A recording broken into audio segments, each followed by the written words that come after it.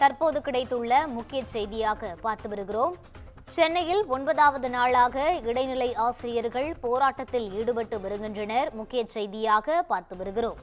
சம வேலைக்கு சம ஊதியம் என்ற கோரிக்கையை வலியுறுத்தி இடைநிலை ஆசிரியர்கள் தொடர் போராட்டத்தில் ஈடுபட்டு வருகின்றனர்.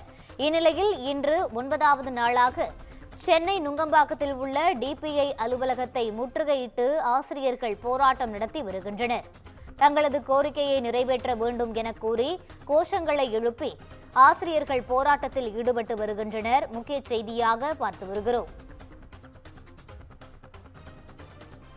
சென்னையில் 9வது நாளாக இடைநிலை ஆசிரியர்கள் போராட்டத்தில் ஈடுபட்டு வருகின்றனர்.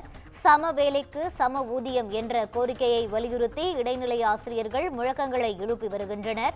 இதுகுறித்த கூடுதல் விவரங்களை வழங்குவதற்காக எமது செய்தியாளர் சுப்பிரமணியன் இணைப்பில் இருக்கிறார். வணக்கம் சுப்பிரமணியன், கூடுதல் விவரங்களை பதிவு செய்யலாம்.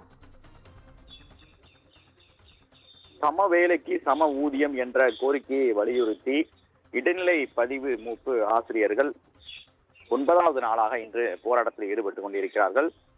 8 நாட்களாக பல்வேறு இடங்களில் அவர்கள் போராட்டம் நடத்தினார்கள். குறிப்பாக சாலை மறியல் போராட்டமாகத்தான் அவை இருந்தது.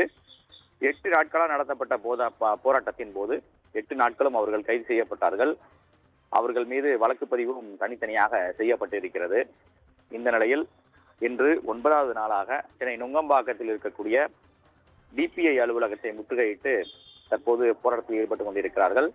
தங்களுடைய கோரிக்கைகளை பதாகைகளாக ஏந்தி கோஷம் எழுப்பியபடி போராட்டத்தில் ஈடுபட்டுக் கொண்டிருக்கிறார்கள்.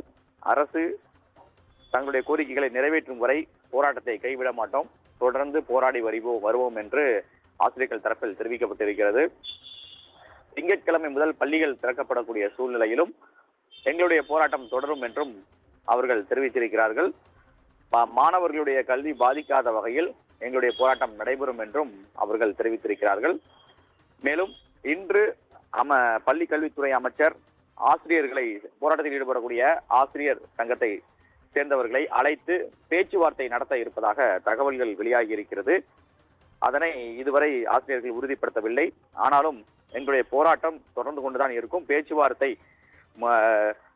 வெற்றி பெறும் வரை எங்களுடைய போராட்டம் நீடிக்கும் என்றும் அவர்கள் தெரிவித்திருக்கிறார்கள். விவரங்களை வழங்கியமைக்கு நன்றி சுப்பிரமணியன்.